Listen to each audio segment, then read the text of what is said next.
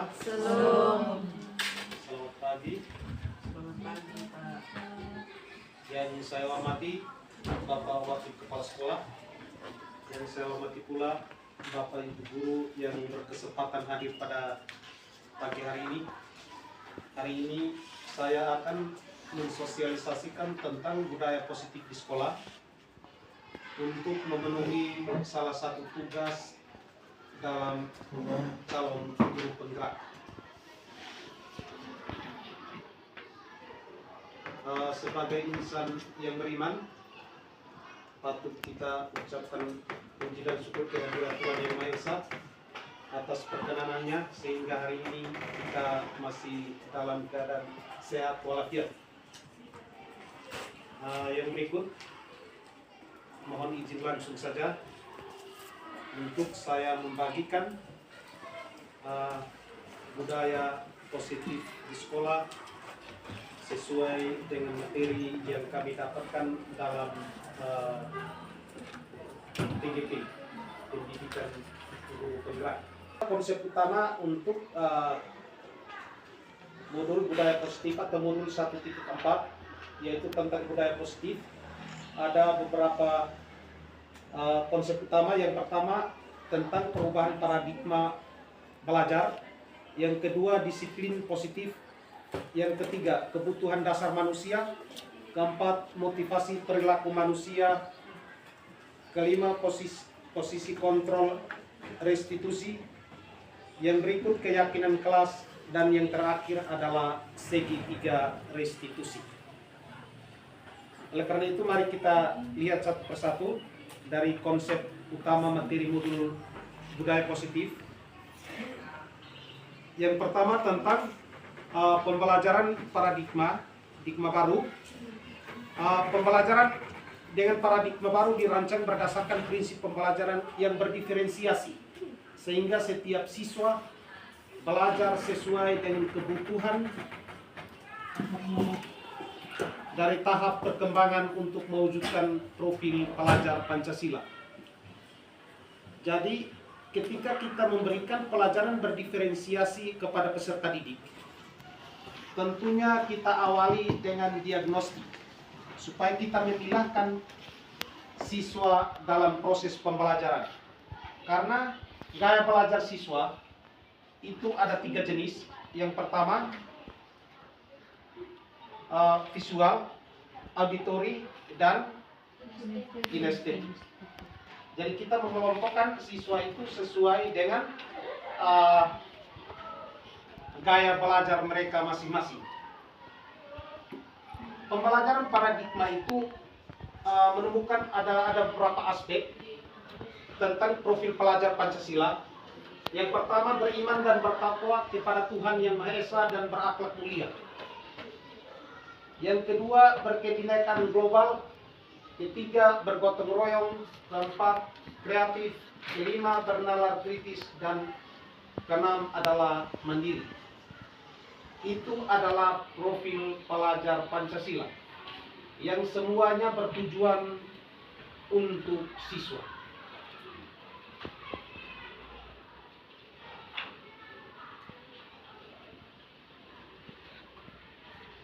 Baik, kita lanjut tentang disiplin positif. Kebiasaan kita atau budaya kita, makna kata disiplin itu kita maknai menjadi sesuatu yang dilakukan seseorang pada orang lain untuk mendapatkan kepatuhan, dan kita cenderung menghubungkan kata disiplin dengan ketidaknyamanan. Ketika kita berbicara tentang kata disiplin di sekolah, pasti siswa dalam diri mereka, pribadi mereka, rasanya tidak nyaman karena kita berbicara tentang kata disiplin. Dan itu kebiasaan kita, budaya kita. Lalu kita berbicara tentang kata disiplin. Nah, kita sebagai guru atau pendidik, tujuan kita adalah menciptakan anak-anak atau peserta didik yang memiliki disiplin diri sehingga mereka bisa berperilaku dengan mengacu pada nilai-nilai kebajikan universal dan memiliki motivasi intrinsik dan bukan motivasi ekstrinsik. Jadi yang kita harapkan ketika kita mendisiplinkan anak, yang kita harapkan adalah motivasi dari pribadi mereka sendiri. Jangan motivasi dari bapak ibu guru atau motivasi karena takut dengan aturan. Kita menyadarkan mereka untuk mereka memiliki motivasi intrinsik dalam diri mereka tentang sekolah atau keyakinan sekolah atau keyakinan kelas. Mereka sadar sendiri tanpa ada paksaan, tanpa ada ancaman. Oke, kata disiplin sendiri merupakan salah satu cara penerapan disiplin yang bertujuan untuk menumbuhkan kesadaran serta memberdayakan anak untuk melakukan sesuatu tanpa adanya ancaman maupun hukuman. Jadi ketika kita mendisiplinkan anak, kita membuat mereka supaya mereka sadar dalam diri mereka sendiri, tanpa adanya paksaan dari pihak manapun, terutama kita di sekolah biasa dari bapak ibu guru. Jadi kita membuat mereka untuk mereka sadar tentang keyakinan sekolah dan keyakinan kelas. Apabila dalam keyakinan kelas, keyakinan sekolah, kita sepakat dan membuat salah satu kesepakatan dengan memberikan konsekuensi ketika mereka melanggar itu, melanggar keyakinan itu, maka mereka sadar sendiri. Kita membuat mereka untuk sadar bahwa itu saya salah dan saya siap menerima konsekuensi, bukan hukuman.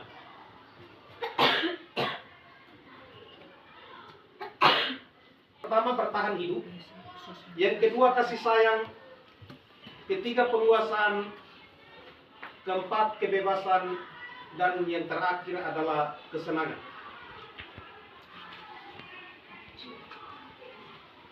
Oke, yang pertama tentang kebutuhan bertahan hidup. Kebutuhan bertahan hidup itu adalah kebutuhan yang bersifat fisiologis untuk bertahan hidup. Contohnya, makan, minum, rumah, pakaian,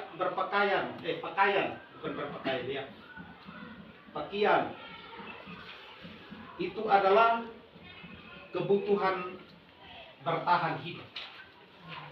Tentunya kita sebagai manusia pasti kebutuhan bertahan hidup ini semua orang pasti mengidam-idamkan.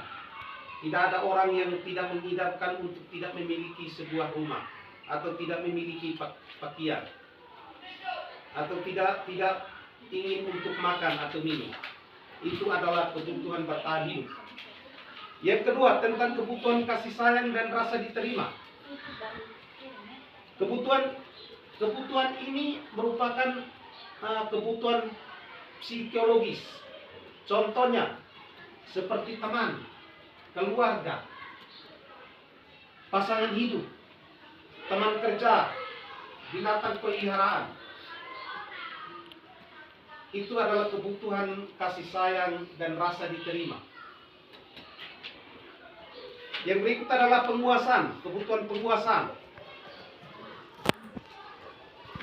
Kebutuhan ini berhubungan dengan kekuatan untuk mencapai sesuatu, menjadi kompeten atau menjadi terampil untuk diakui atas prestasi keterampilan kita. Didengarkan dan memiliki rasa harga diri. Kebutuhan ini meliputi untuk dianggap berharga, bisa membuat perbedaan, bisa membuat pencapaian, kompeten, bisa diakui. Itu termasuk dalam kebutuhan penguasaan. Yang berikut kebutuhan kebebasan, atau ini merupakan termasuk dalam kebutuhan pilihan. Kebutuhan bebas adalah kebutuhan akan kemandirian, otonomi, memiliki pilihan dan mampu mengendalikan arah hidup seseorang. Contoh kebutuhan ini, mereka perlu banyak bergerak, ingin mencoba sesuatu hal yang baru, tidak terlalu terpengaruh dengan orang lain, senang mencoba hal baru yang menarik. Itu termasuk dalam kebutuhan kebebasan. Yang terakhir adalah kebutuhan kesenangan. Merupakan kebutuhan untuk mencari kesenangan bermain dan tertawa.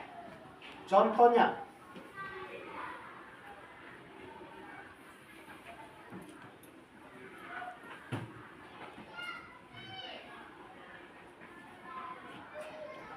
kebutuhan untuk mencari kesenangan. Contohnya bermain atau tertawa. Jadi tiap orang tentunya membutuhkan salah satu kebutuhan dasar manusia, yaitu kesenangan. Setiap orang pasti memiliki kebutuhan itu, yaitu kesenangan, bermain, dan bisa tertawa.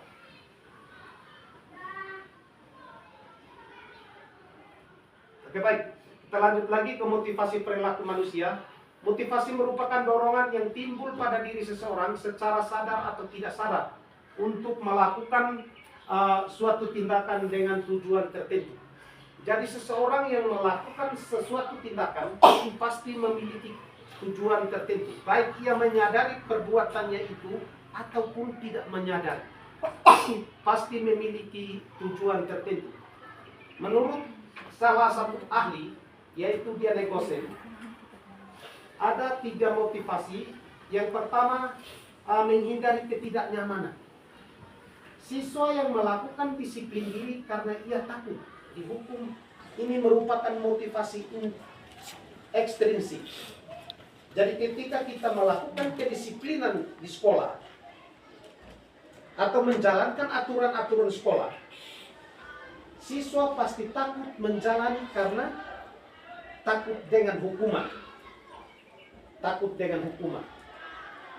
Karena aturan di sekolah itu dibuat oleh sepihak, yaitu di sekolah, Bapak Ibu guru yang membuat tentang aturan sekolah. Yang kedua, mendapatkan imbalan atau penghargaan dari orang lain. Siswa melakukan disiplin diri karena ia ingin mendapatkan imbalan. Ketika siswa melakukan kedisiplinan di sekolah karena ingin mendapatkan imbalan atau penghargaan, ini juga termasuk motivasi ekstrinsik, bukan motivasi intrinsik. Yang berikut, menghargai nilai-nilai kebajikan diri sendiri. Siswa melakukan disiplin diri karena ia sadar akan nilai-nilai kebajikan dirinya, dan ini merupakan motivasi intrinsik. Nah, ini yang kita harapkan adalah motivasi menghargai nilai-nilai kebajikan diri sendiri. Jadi siswa menyadari, dengan sendirinya ia menyadari motivasi yang ada dalam dirinya untuk menghargai nilai-nilai kebajikan yang ada dalam dirinya sendiri, tanpa adanya paksaan, tanpa adanya hukuman atau ancaman dari pihak manapun. Jadi siswa dengan sendirinya menyadari perbuatannya. Bagaimana kita Bapak Ibu guru menyadarkan apakah perbuatannya itu benar atau salah, dan bagaimana keyakinan dirinya. Salah satu contoh, kemarin kami coba melakukan segitiga restitusi. Saya coba menanyakan seorang siswa tentang selalu mengumpulkan tugasnya pada artinya terlambat mengumpulkan. Setelah saya menanyakan keyakinan, pasti dia punya alasan. Kenapa tiap kali kumpulkan PR atau tugas Anda selalu terlambat? Pasti Anda punya alasan. Pak, saya selalu tiap malam main game, tidur terlambat, dan saya tidak mengatur waktu untuk mengerjakan PR. Itu alasannya. Apa keyakinan dalam diri Anda? Keyakinan untuk terlepas daripada bisa mengumpulkan PR-nya pada waktunya. Pak, saya bisa membuat jadwal di rumah, mengatur waktu di rumah untuk bisa membantu orang tua, lalu bisa meluangkan waktu untuk mengerjakan tugas atau PR. Itu adalah motivasi intrinsik yang muncul dari dalam diri siswa itu sendiri, tanpa adanya paksaan dari luar, tanpa adanya hukuman dari luar atau ancaman dari luar. Ketika kita di sekolah, aturan-aturan yang kita lakukan di sekolah itu aturan yang dibuat oleh sepihak. Artinya kita Bapak Ibu guru yang lakukan. Jadi siswa takut untuk melanggar aturan tersebut. Karena itu motivasi ekstrinsik, bukan intrinsik.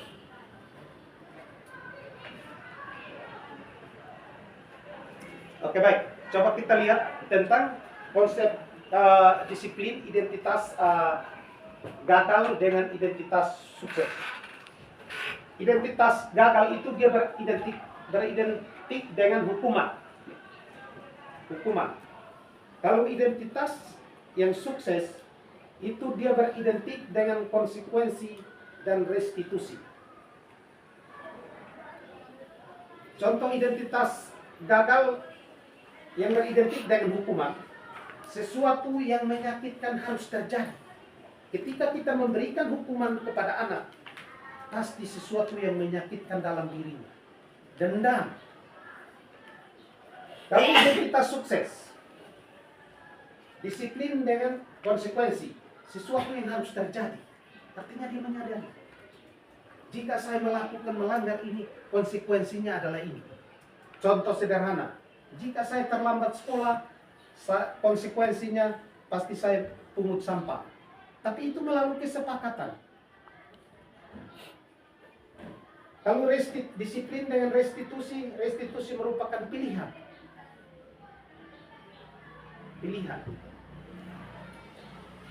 Yang berikut, tidak nyaman untuk murid atau anak untuk jangka panjang. Jadi ketika kita memberikan hukuman, bagi anak itu tidak nyaman. Dan itu berlaku waktu panjang. Bisa dendam untuk Bapak Ibu guru. Terutama Pak. Ketika ketemu Pak di jalan pasti tidak bersalah. Karena memberikan hukuman. Konsekuensinya tidak nyaman untuk murid. Anak untuk jangka waktu pendek. Konsekuensinya jangka waktunya pendek. Kalau restitusinya menguatkan untuk murid atau anak dalam jangka waktu panjang. Restitusi itu dia memberi penguatan kepada anak.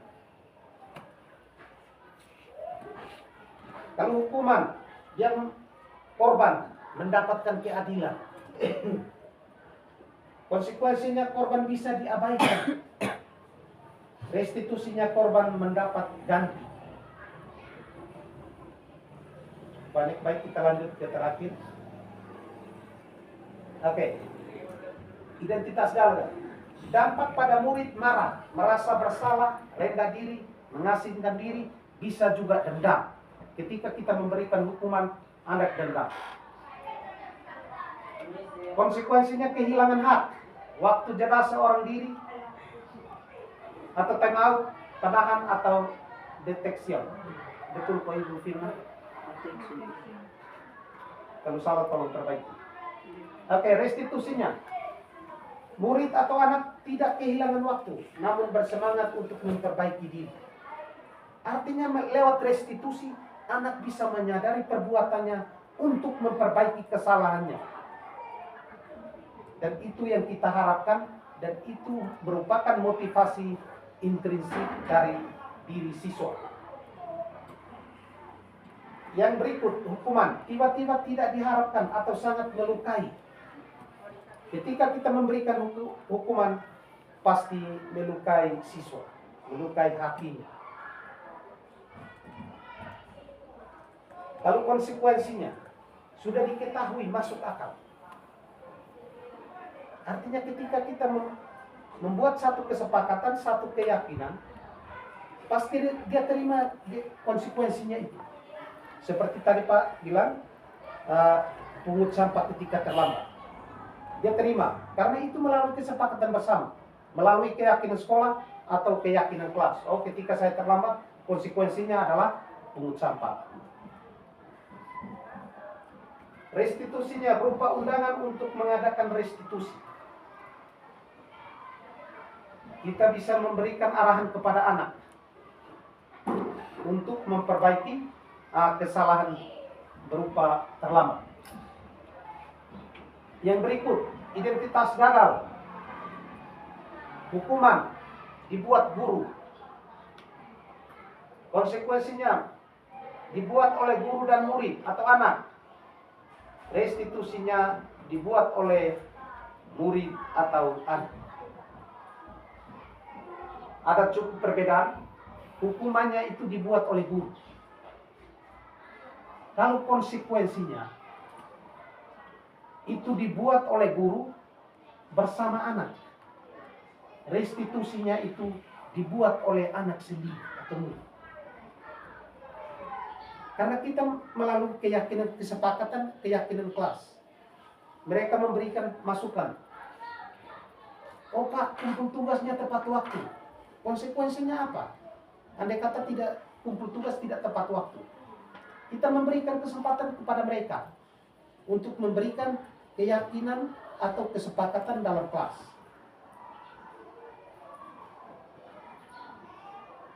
Yang dibuat oleh guru, pokoknya Pak tidak mau tahu nanti hari Senin tolong kumpulkan tugas.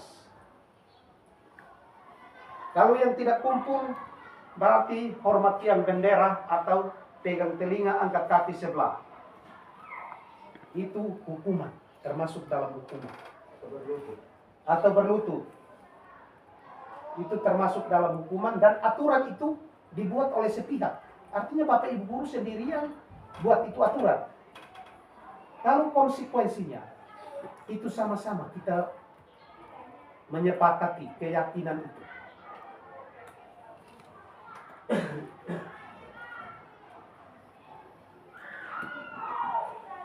Oke, hukuman menyakitkan, guru menjalani konsekuensi dengan menyalahkan, mengkritik, menyindir, merendahkan.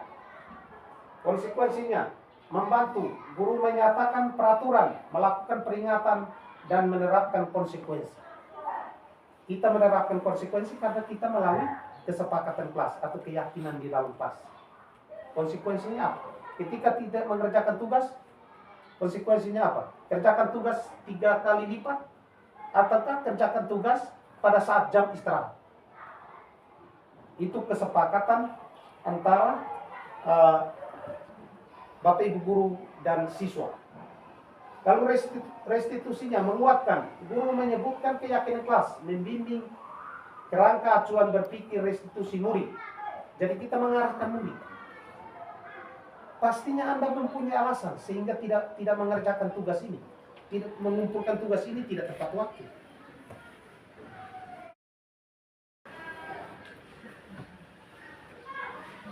Sebuah cara untuk menanamkan disiplin positif pada murid. Pengertian restitusi. Restitusi adalah proses menciptakan kondisi bagi murid untuk memperbaiki segala kesalahan mereka sehingga mereka bisa kembali pada kelompok mereka dengan karakter yang lebih kuat. Itu menurut Gosen pada tahun 2004. Ciri-ciri restitusi, yang pertama bukan menebus kesalahan, namun belajar dari kesalahan. Bukan menebus kesalahan, tapi belajar dari kesalahan. Jangan sampai anak berbuat salah, kita melakukan hukuman kepada anak. Itu artinya menebus kesalahan. Dia tidak belajar dari kesalahan yang dia lakukan. Yang berikut, memperbaiki hubungan. Tawaran bukan paksaan. Jadi restitusi itu kita menawarkan kepada siswa. Menuntun untuk melihat ke dalam diri. Kita menuntun siswa untuk merefleksi diri. Supaya motivasi intrinsik muncul dari diri siswa itu sendiri. Mencari kebutuhan dasar yang mendasari tindakan. Fokus pada karakter bukan tindakan. Menguatkan dan fokus pada solusi. Itu adalah ciri-ciri daripada restitusi. Perbedaan, contoh kasus siswa sering tidak mengerjakan tugas. Mari kita sama-sama lihat perbedaan antara hukuman, konsekuensi, dan restitusi. Oke, hukuman, guru menghukum siswa tersebut dengan artinya tidak mengerjakan tugas. Kasus daripada siswa itu tidak mengerjakan tugas. Guru menghukum siswa tersebut dengan menghormat bendera selama 10 menit. Guru marah dan siswa menjadi takut. Kenapa ini tidak kerja? Itu siswa menjadi takut. Itu termasuk dalam hukuman. Konsekuensinya, guru memberikan konsekuensi untuk mengerjakan PR-nya saat istirahat. Yang kedua, siswa itu mengerjakan PR-nya sebanyak 3 kali lipat. Itu konsekuensi karena kita sudah sepakat melalui keyakinan kelas. Jadi mereka menyadari, oh, jika saya tidak kerjakan tugas bahasa Indonesia, maka keyakinan kelas kami adalah akan mengerjakan tugas bahasa Indonesia sebanyak 3 kali. Kalau tidak, saya akan mengerjakan tugas bahasa Indonesia pada saat jam istirahat. Oke, restitusinya. Guru menanyakan keyakinan kelas atau dirinya dan membantu siswa menyelesaikan masalahnya. Yang kedua, guru terbuka dan siswa menghormati dirinya dan orang lain. Restitusi, guru menanyakan keyakinan. Apa keyakinan kita waktu lalu yang kita sama-sama sudah sepakati? Atau apa alasanmu sehingga tidak mengerjakan tugas bahasa Indonesia?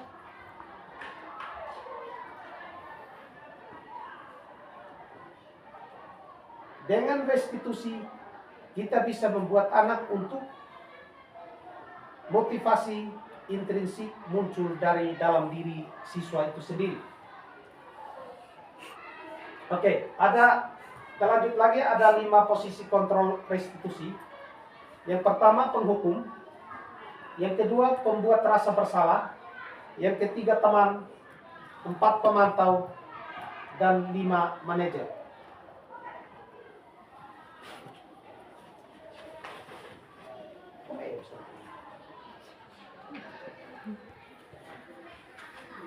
Yang pertama, sebagai penghukum.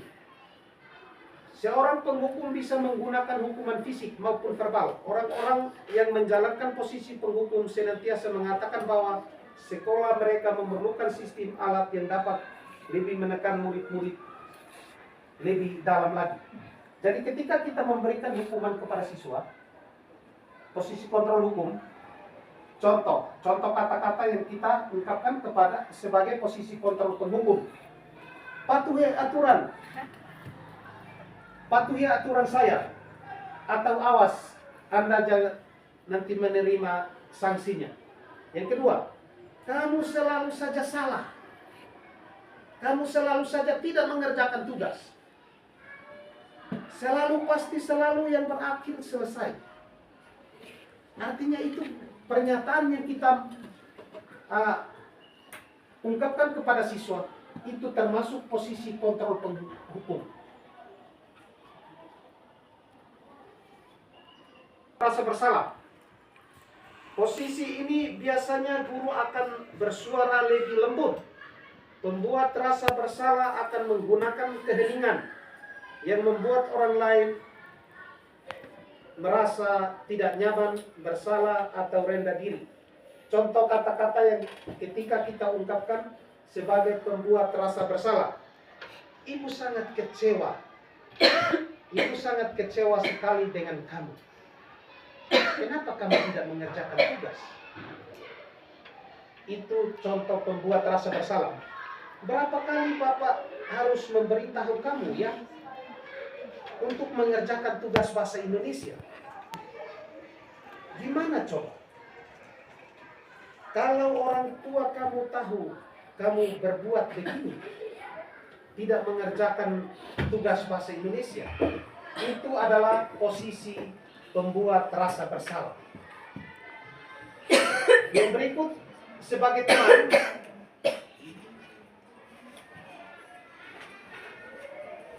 guru pada posisi ini tidak akan menyakiti murid, namun akan tetap berupaya mengontrol murid melalui persuasi. Posisi teman pada guru bisa negatif atau positif. Positif di sini berupa hubungan baik yang terjalin antara guru dan siswa. Contoh kata-kata yang diucapkan ketika guru sebagai teman. Ayo bantulah demi bapak ya, atau demi ibu, tolong kerjakan tugas. Yang kedua, ayo ingat, tidak bantuan, ayo ingat, bantu bapak selama ini untuk mengerjakan tugas atau bantu ibu untuk mengerjakan tugas bahasa Indonesia yang sudah diberikan. Atau posisi teman, ada pertanyaan, ya sudah kali ini tidak apa-apa, nanti ibu bantu untuk selesaikan tugas bahasa Indonesia. Itu adalah pertanyaan sebagai posisi kontrol teman. Yang berikut, sebagai pemantau. Memantau berarti mengawasi. Pada saat ini, pada saat kita mengawasi, kita bertanggung jawab atas perilaku orang-orang yang kita awasi. Contoh pertanyaan, sebagai pemantau. Peraturan apa yang kita sepakati? Peraturan apa? Itu menanyakan tentang peraturan. Apa yang telah kamu lakukan? Sanksi atau konsekuensinya apa? Karena itu kita sudah sepakat dalam kelas atau sudah membuat keyakinan kelas. Contoh tidak mengerjakan tugas bahasa Indonesia. Sanksi atau konsekuensi apa yang kita sudah sepakati sebagai keyakinan kelas atau keyakinan sekolah. Itu nanti mereka sadar sendiri. Ibu, itu hari kita sepakat bahwa tidak mengerjakan tugas, maka ketika istirahat tidak boleh istirahat untuk menyelesaikan tugas bahasa Indonesia. Atau ibu, saya nanti mengerjakan 3 tugas bahasa Indonesia 3 kali lipat kalau saya tidak mengerjakan. Yang berikut, posisi manajer. Manajer adalah posisi di mana guru berbuat sesuatu bersama dengan murid, mempersilahkan murid bertanggung jawab, mempertanggungjawabkan perilakunya, mendukung murid agar dapat menemukan solusi atas permasalahannya sendiri. Contoh, pertanyaan manajer. Apa yang kita yakini? Artinya itu kita sudah kembali menyadarkan siswa bahwa yang kita yakini atau kita sepakati dalam kelas itu seperti apa. Yang kedua, apakah kamu meyakininya? Itu pertanyaan posisi sebagai manajer. Kita menyadarkan siswa tentang keyakinan atau konsekuensi yang kita sudah sama-sama sepakati dalam kelas atau di sekolah.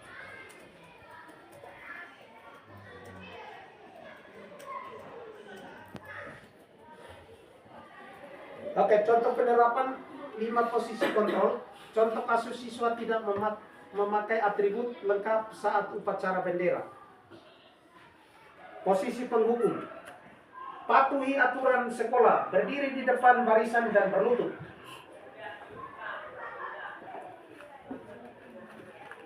Itu sebagai penghukum. Yang pembuat rasa bersalah. Berapa kali bu guru atau pak guru harus beritahu kamu? Pak guru atau bu guru kecewa dengan kamu. Itu sebagai posisi pembuat rasa bersalah. Sebagai teman, ayolah yang tertib. Buat bu guru bangga, kali ini kamu salah, tidak apa-apa. Itu posisi sebagai teman.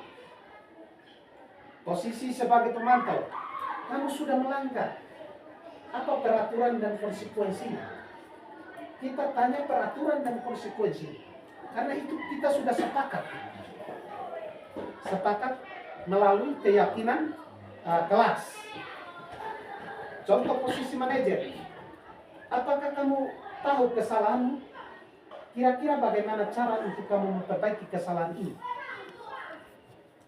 Itu pertanyaan sebagai posisi manajer.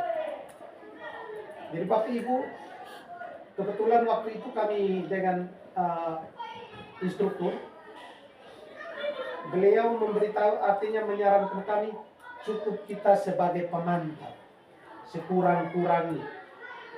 Kita sebagai guru, kita sebagai pendidik, kita kadang-kadang cukup kita sampai di pemantau. Boleh manajer juga, tapi kadang-kadang kita sebagai Bapak Ibu guru melakukan semua kontrol ini, posisi kontrol ini. mau sebagai penghukum, sebagai pembuat rasa bersalah, sebagai teman, sebagai pemantau, dan juga sebagai manajer.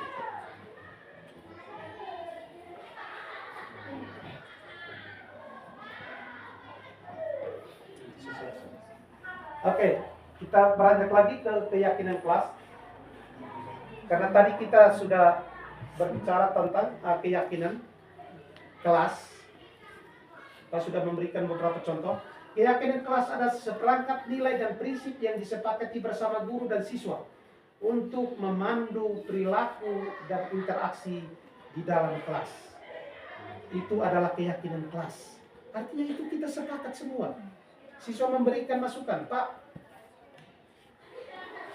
kumpulkan tugas tepat waktu, datang sekolah tepat waktu, menggunakan HP saat istirahat, dan sebagainya.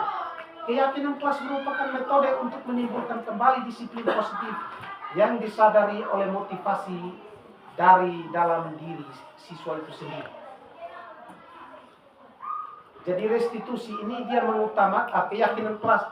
Restitusi dan keyakinan kelas itu lebih mengutamakan motivasi intrinsik. Artinya siswa itu sadar sendiri.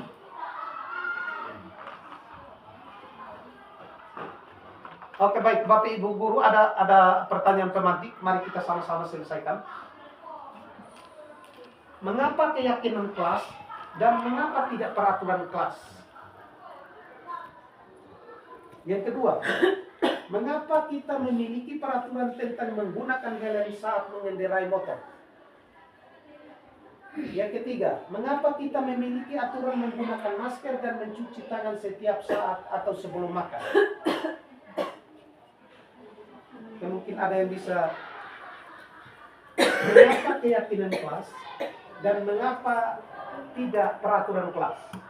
Tadi Pak sudah singgung. Tadi saya sempat singgung. Oke, silakan Ibu Menci. Baik, mungkin dari saya tentang keyakinan kelas. Kenapa harus keyakinan kelas? Karena kita meyakini bahwa ketika hal yang kita buat itu akan berhasil yang baik, sehingga kita berani untuk melakukan itu. Oke, kita berikan aplaus dulu untuk Ibu Menci. Oke, ada lagi? Pertanyaan kedua, mengapa kita memiliki peraturan tentang menggunakan helm saat mengendarai motor?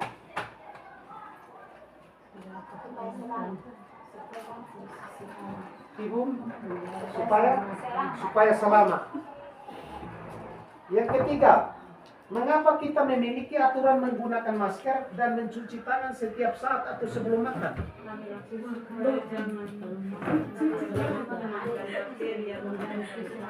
Oke, jangan kena kuman dan bakteri yang tertempel di tangan.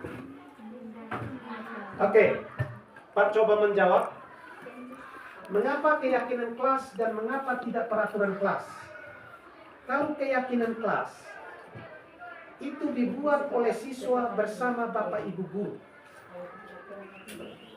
sama-sama kita sepakati perbedaannya. Kalau peraturan kelas itu dibuat oleh sepihak, artinya itu Bapak Ibu guru kita sendiri yang buat dan siswa wajib menaati. Itu termasuk dalam posisi kontrol penghukum. Yang kedua, mengapa kita memiliki peraturan tentang menggunakan helm saat mengendarai motor? Kita menggunakan helm ketika kita mengendarai motor adalah untuk menjaga keselamatan. Ketika ada terjadi kecelakaan, yang terutama adalah keselamatan kepala. Yang kedua, mengapa kita memiliki aturan menggunakan masker dan mencuci tangan setiap saat atau sebelum makan? Menjaga keselamatan dan kesehatan. Ketika kita menggunakan masker untuk menjaga keselamatan. Ketika kita mencuci tangan untuk menjaga kesehatan. Termasuk Pak juga, tapi kadang-kadang Pak juga lupa. Oke. Langkah-langkah pembentukan keyakinan kelas. Yang pertama, Meminta siswa untuk menuliskan keyakinannya. Langkah awal yang bisa dilakukan adalah meminta siswa untuk menuliskan keyakinan. Jadi macam stick note kita bagikan kepada siswa. Tiap orang menuliskan keyakinan. Datang sekolah tepat waktu. Tidak menghargai datang sekolah tepat waktu. Menghargai waktu. Kumpulkan tugas atau PR tepat waktu.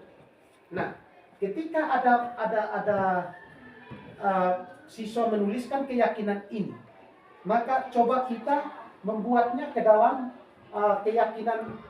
satu keyakinan, yaitu tertib waktu atau datang tepat waktu. Langkah yang kedua, membahas keyakinan yang telah ditulis. Kita sama-sama membahas. Tadi perbedaan antara keyakinan dan peraturan. Itu kita sama-sama. Kita sama-sama membahas tentang keyakinan kelas. Kalau peraturan, Bapak Ibu Guru kita yang buat. Kita memilih keyakinan mana yang kita mau pakai.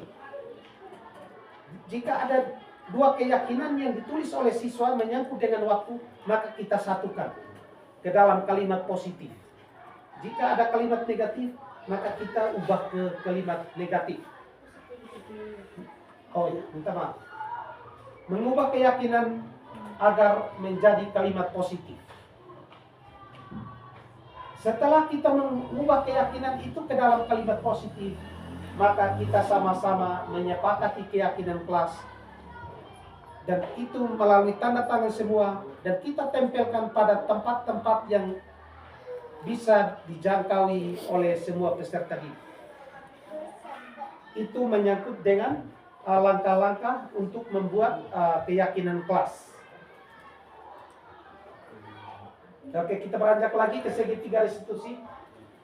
Adalah proses menciptakan kondisi bagi murid untuk memperbaiki kesalahannya sehingga karakter mereka lebih kuat ketika kembali pada kelompoknya.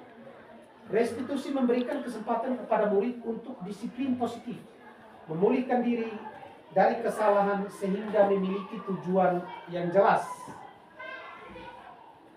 Oke, adapun langkah-langkah segitiga restitusi. Yang pertama, menstabilkan identitas. Semua orang pasti melakukan, artinya ketika kita melakukan langkah-langkah restitusi, ketika contoh siswa yang tidak mengerjakan tugas, kita menstabilkan identitasnya. Semua orang pasti melakukan kesalahan. Contohnya, Anda tidak mengerjakan tugas, pasti orang lain juga pernah tidak mengerjakan tugas. Seperti Pak juga, dulu pernah sekolah dan tidak pernah mengerjakan tugas. Kita semua pasti melakukan hal yang terbaik yang kita bisa lakukan. Validasi tindakan yang salah. Semua perilaku yang dilakukan oleh siswa untuk tidak mengerjakan tugas itu pasti memiliki alasannya. Apa alasannya sehingga tidak mengerjakan tugas bahasa Indonesia? Pasti dia memiliki alasan. Pak, saya tidak membagi waktu dengan baik. Pak, saya pekerjaan di rumah terlalu banyak. Lalu kita menanyakan lagi, apa motivasi daripada diri Anda untuk bisa keluar dari masalah itu?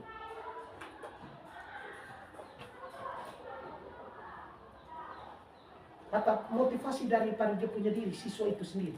Dia ketika berbuat masalah, kita menstabilkan identitasnya. Artinya kita membuat dia supaya dia bilang, oh, orang lain juga pernah mengalami kesalahan itu. Lalu kita menanyakan alasannya apa? Alasannya apa sehingga dia tidak mengerjakan tugas? Setelah kita menanyakan alasan, kita menanyakan keyakinannya. Artinya dia sendiri berbuat masalah. Dia sendiri bisa menemukan solusinya.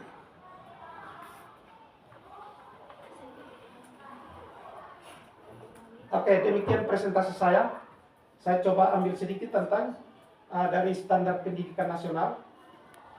Dalam penerapan program disiplin positif, hendaknya guru memiliki standar kepribadian, profesional dan sosial yang baik, di mana guru mampu berefleksi pada posisi kontrolnya saat ini. Bagaimana perjalanan dirinya sebagai seorang amo, posisi manajer, yang menuntun murid-murid menjadi insan yang mandiri, merdeka, dan bertanggung jawab. Semoga kegiatan berbagi pada modul 1.4 budaya positif membawa manfaat sehingga mewujudkan pelajar berprofil Pancasila. Salam merdeka. Saya coba mengakhiri dengan sebuah pantun. Umur kakek sudah menua, namun tetap mencari kekasih. Semoga aksi nyata saya bermanfaat untuk kita semua. Saya mohon undur diri. Terima kasih dan salam.